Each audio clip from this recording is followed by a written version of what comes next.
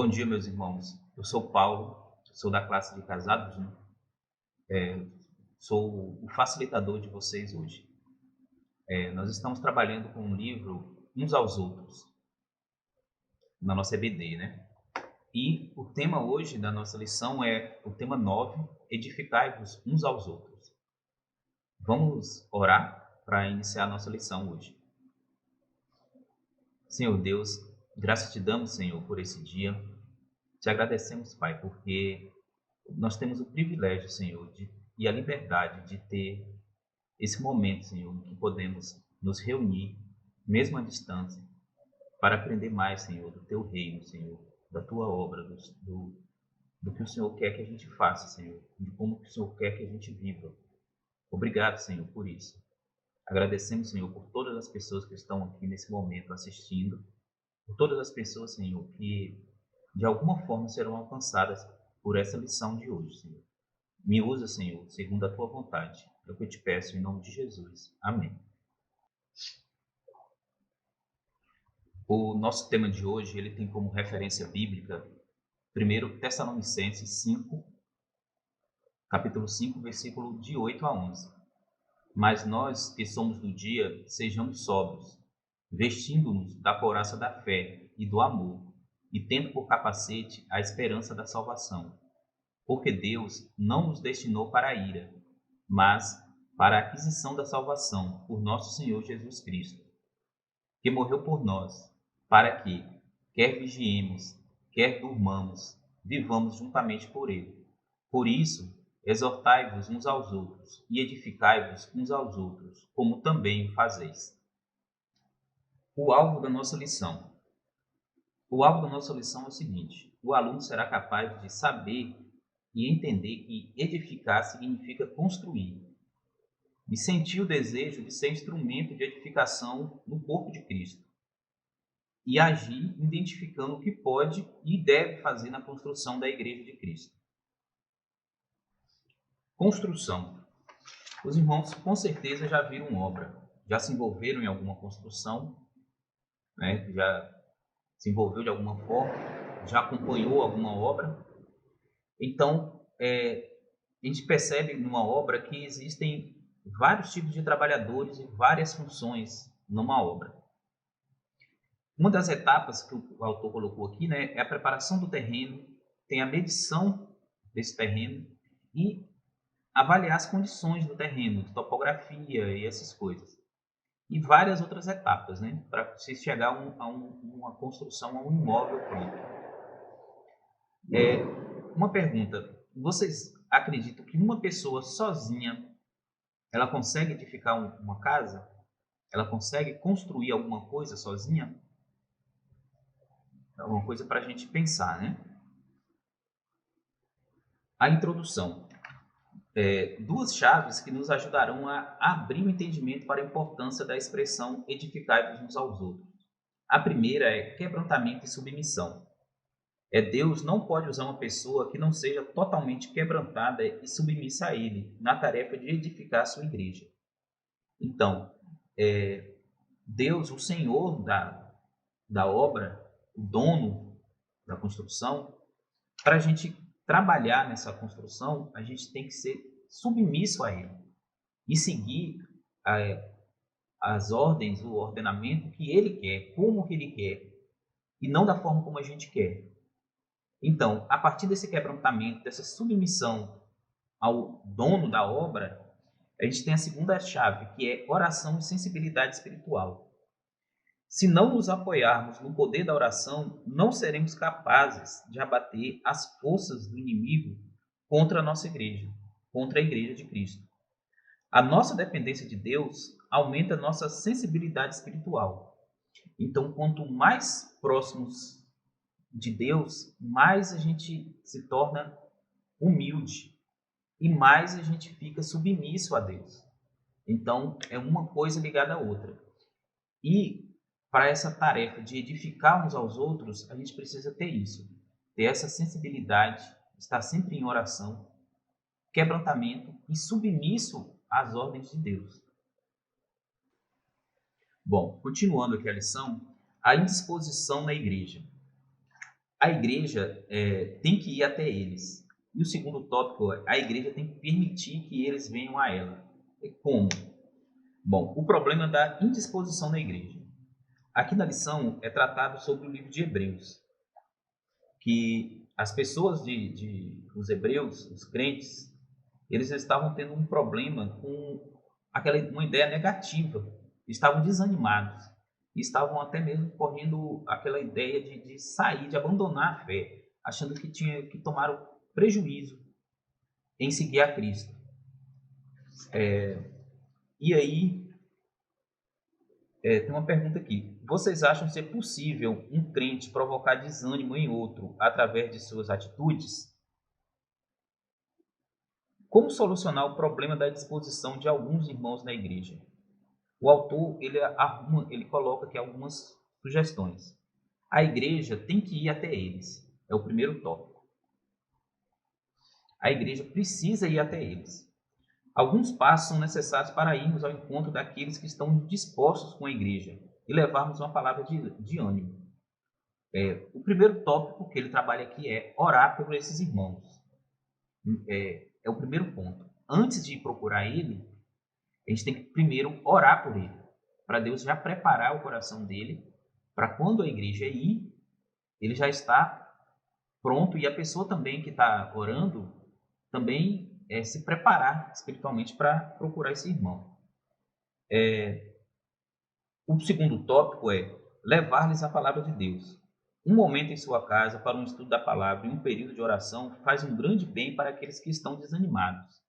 Então, as pessoas, às vezes, elas estão desanimadas, que estão afastadas da igreja, por conta justamente de não ter aquele vínculo com a palavra ainda. Às vezes, uma pessoa está começando na fé e tem um desânimo, e aí, quando ele recebe uma visita, um culto, um estudo na casa dele, ele volta aquele ânimo, certo?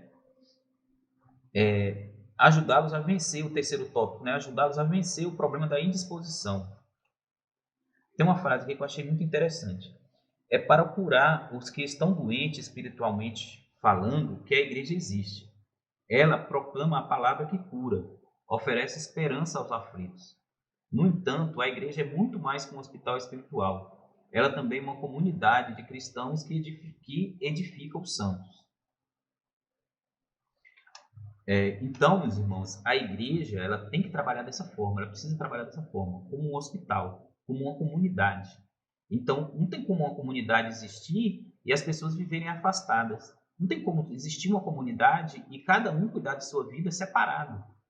Como se a minha vida fosse totalmente independente da vida do irmão. Mas o bem-estar do irmão, ele traz bem-estar para mim. Mas eu não posso buscar o bem-estar do irmão pensando no meu próprio bem-estar. A questão mesmo de amor. Amar o próximo, amar o irmão e ter esse cuidado especial por ele. O segundo tópico é a igreja tem que permitir que eles venham a ela. Então, ele lista aqui outras coisas. Abrindo-lhe, o primeiro ponto, né? Abrindo-lhes a porta do nosso coração para que tenham acesso fácil. Então, se visamos a edificação da igreja, não podemos dificultar o acesso das pessoas, nem tampouco nos mostrarmos insensíveis às suas necessidades. Então, os irmãos, a gente precisa, como igreja, a gente precisa estar pronto para receber esses irmãos. A primeira etapa, ir até eles. E depois, no segundo momento, recebê-los de volta. Ok? Receber esses irmãos. E o segundo tópico é abrindo-lhes as portas do templo, da igreja, para que possam entrar. Então, muitas vezes a pessoa está um pouco afastada da igreja, está um pouco desanimada, e aí quando ela chega na igreja, ela não tem uma recepção. Entendeu? Não tem uma recepção. Não digo fazer festa, fazer aquela coisa toda, né? Mas pelo menos ter alguém na porta para receber, tratar ele bem, tratar ele da mesma forma como trata as outras pessoas, e essa pessoa ela vai se sentir especial. O terceiro tópico é dando-lhes oportunidade de abrir os seus corações. Alguns de nós recebemos talentos especiais para colocá-los à disposição de Deus.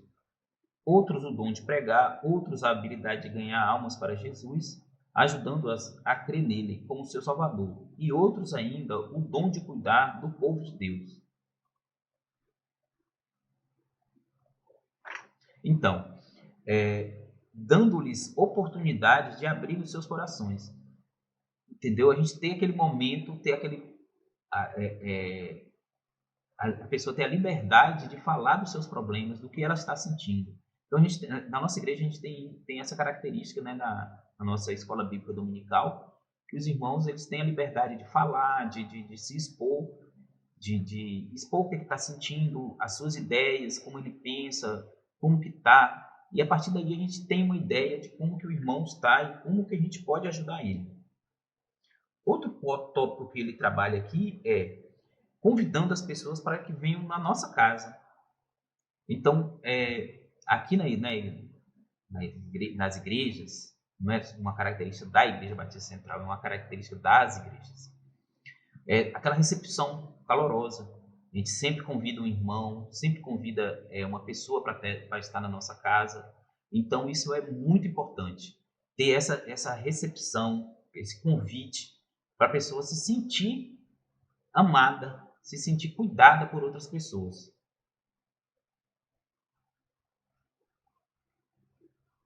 Aplicação. A igreja tem o papel de ensinar e fortalecer os cristãos que estão dispostos para que cada um deles seja servo de Deus na edificação de outros. Então, é uma escada, né? Eu edifico meu irmão me edifica e juntos nós edificamos outras pessoas. E assim a igreja cresce, a igreja fica forte, porque todos os irmãos estão unidos e buscando o bem comum, o bem da comunidade. O segundo tópico que nós vamos tratar aqui na lição é o individualismo na igreja. Existem às vezes a gente tem aquela ideia de que a gente pode viver só, não precisa ter a comunidade, não precisa ter os irmãos, e eu posso caminhar com Deus sozinho, com Jesus sozinho, não preciso da igreja. Eu acho que, principalmente nesses momentos de modernidade, nesse momento que nós estamos atravessando dessa pandemia, que nós não estamos tendo escola bíblica dominical na igreja, não está tendo as classes todas organizadas, né, que nós estamos fazendo aqui tudo online. E as pessoas, então, podem criar aquela ideia de que não precisa da EBD, não precisa da igreja, não precisa do culto, não precisa dessa comunhão. Eu posso caminhar sozinho. Então, isso é um problema sério dentro da igreja. É um problema muito forte, que nós vamos tratar aqui, primeiro, das causas. A primeira causa é discórdia quanto ao desempenho. O texto diz o seguinte: se uma professora da escola bíblica dominical julga que seu cargo inclui a aquisição de material didático para suas aulas, e o superintendente da escola dominical acredita que se essa sua responsabilidade, o conflito certamente surgirá. Então, o autor aqui está dizendo o seguinte, que muitas vezes a pessoa, naquela vontade de fazer, de resolver a questão, de funcionar melhor, às vezes acaba atropelando a função de outro dentro da igreja. E aquilo acaba gerando discórdia, né? Acaba gerando conflito, vamos dizer assim, dentro da comunidade. O segundo tópico que ele fala é o choque de personalidades. Um é idealista, enquanto o outro é pragmático. Um é direto e sincero, enquanto o outro é cheio de tato e cautela. A gente tem isso demais na igreja, né? Tem uma pessoa que chega e fala logo abertamente o que pensa, como que deveria ser, e já outro que já é mais cuidadoso, é mais temperado, vai com mais calma. Então, às vezes essas pessoas elas entram em choque, não porque são pessoas ruins ou pessoas que estão querendo atravessar e tal. É porque simplesmente elas têm personalidades diferentes. Em algum momento essas personalidades elas vão se juntar. Ela vai ter um atrito dessas personalidades. Então, tem que ter muito cuidado com isso. nesse tratamento. Outro tópico que ele trata aqui é sobre o tratamento injusto. Sentimos-nos tratados injustamente quando nossas necessidades e desejos permanecem insatisfeitos, enquanto os de outros, na mesma posição, estão sendo atendidos. Então, pode acontecer isso na igreja. A pessoa ter um desejo, ter como nós falamos no tópico anterior, ter um dom para mostrar para a igreja, para usar na obra de Deus, né? E muitas vezes ele não tem a oportunidade de usar esse dom. Então isso acaba levando ele a entender isso como um tratamento injusto. Então a igreja, os irmãos têm que ter muito tato com isso. O outro tópico é competição entre os membros da igreja. Competimos inconscientemente pelo reconhecimento de nossos esforços. Queremos parecer mais maduros espiritualmente. Isso também é uma coisa que acontece. A pessoa não que ela quer aparecer mais, mas ela é capaz de fazer alguma coisa, ela tem a capacidade, tem um dom de fazer isso, mas a outra pessoa que também tem um dom, mas ela já trabalha esse dom há mais tempo do que ele. Então, ele já trabalhou, já desenvolveu esse dom mais, e o outro não, ele ainda está começando a desenvolver. Então, acaba gerando uma competição, porque o que está mais desenvolvido pode acreditar que ele é, entre aspas, melhor do que o outro, e o que não está bem desenvolvido pode achar que ele é inferior. Então, gerar essa competição.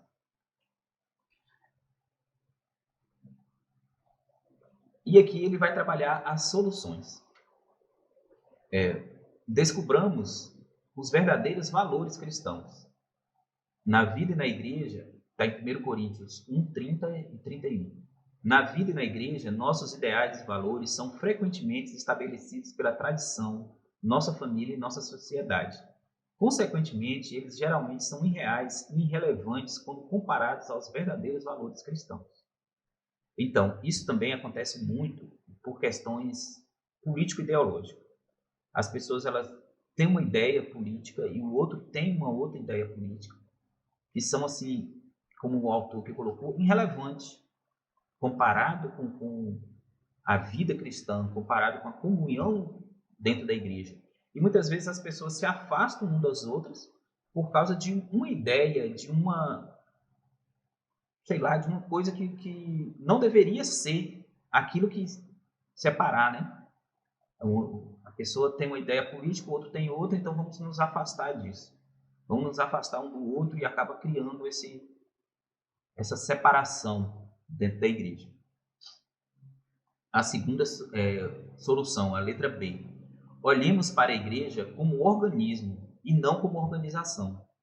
A igreja de hoje, em grande parte, está deixando de cumprir os seus propósitos porque deixou de ser um organismo, deixou de ser um corpo. Muitas igrejas estão deixando de ser um corpo para ser somente a instituição, a placa, o nome. Às vezes, cria-se um cenário de atrito dentro da igreja, de individualismo, de separação, porque esquece-se do corpo, do organismo, e se preocupa mais com a organização. Esse texto aí está tratando em Efésios 4:16. A solução C, a letra C. Olhemos para a igreja como uma comunidade e não como uma instituição. A igreja bíblica é uma comunidade de crentes estreitamente unidos.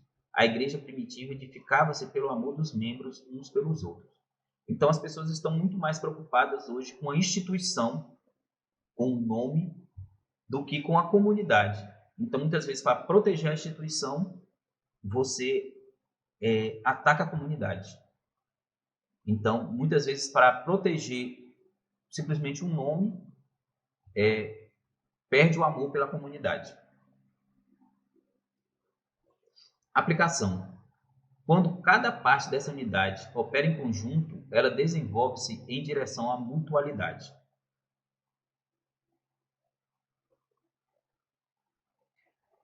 individualismo na igreja. Soluções. A letra D. Vejamos a igreja como um corpo de Cristo. Efésios 4:15. A igreja possui membros e cada membro tem sua função a desempenhar no corpo.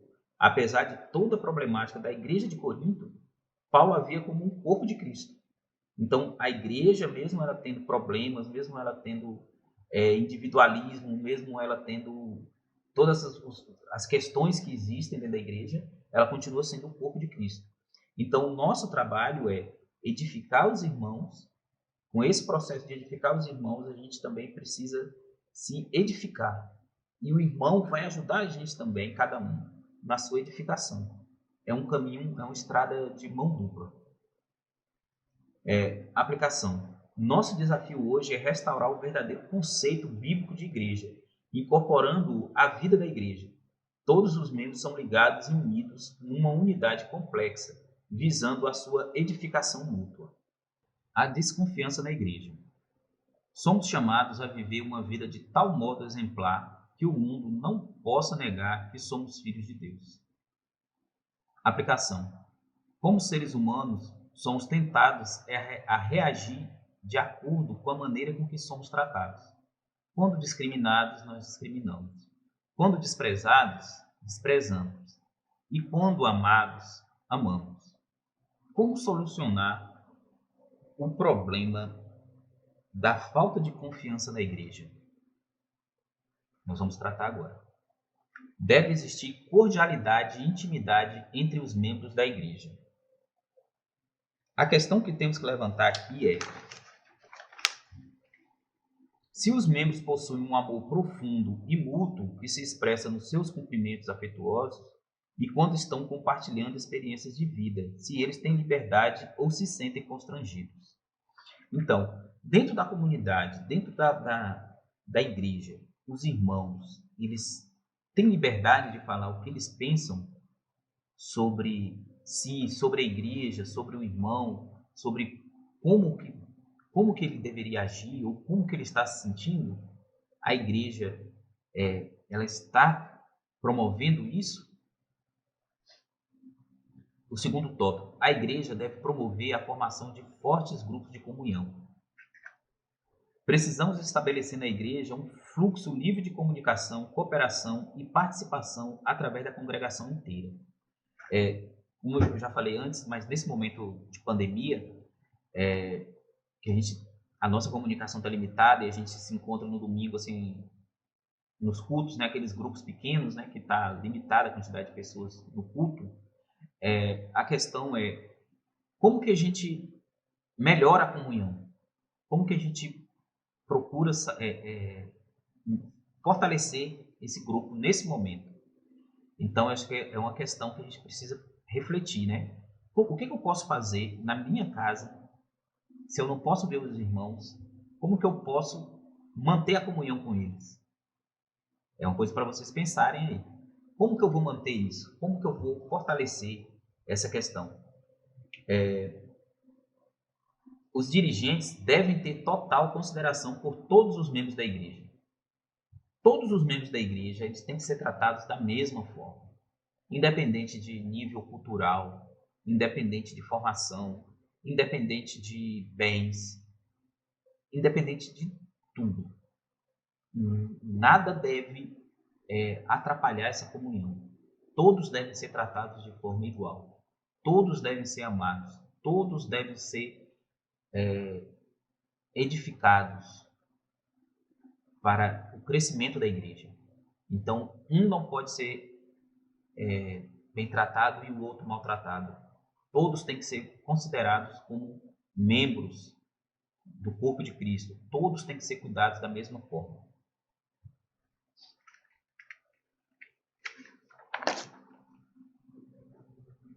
Se quisermos resgatar a confiança na igreja, temos que transformá-la no tipo de igreja que Deus quer que seja.